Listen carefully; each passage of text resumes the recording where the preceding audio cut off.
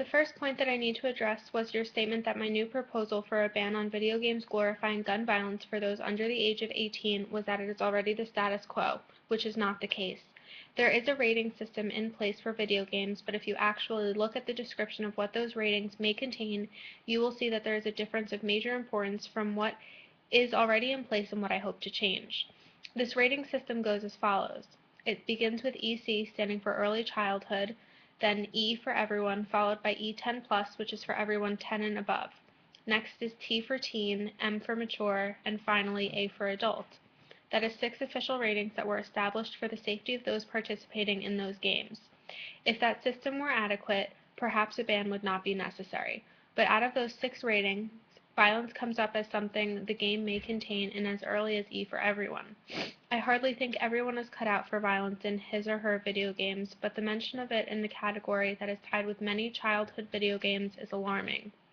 This rating system is ineffective, and the outcome of the lack of attention to video games' influence on children is not something we can continue to ignore anymore. What is more effective than your proposed plan of having a complete ban of any video games glorifying gun violence for under the age of 18, not based on a larger scale that takes many other factors into account when rating games. It's easy to see how my proposal is an improvement and drastically different than the status quo. I would also like to point out that you are forming an entire ban for people of all ages off of no evidence that supports that claim. If the studies you chose to present were pertaining to people outside the scope of children and thus proved a connection between adults playing video games and violent behavior, then your argument would have legs to stand on.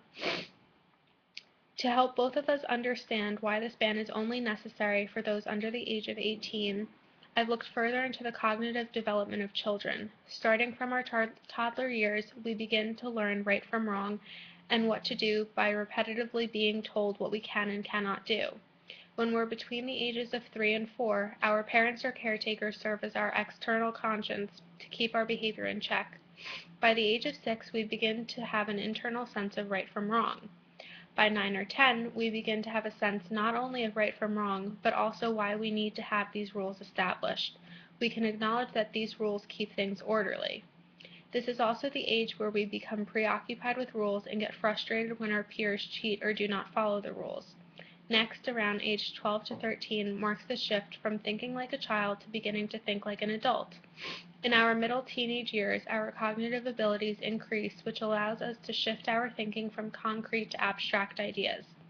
Later in our teen years, we have reached full development cognitively and are capable of weighing pros and cons in our head to reach a reasonable outcome. I'm confused as to why those who have finished their mental development and have a deep sense of right from wrong instilled in them should be restricted from playing video games of any content.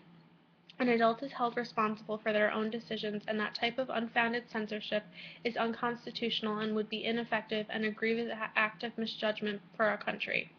Restrictions should be in place for those who need them, not the fully capable adults.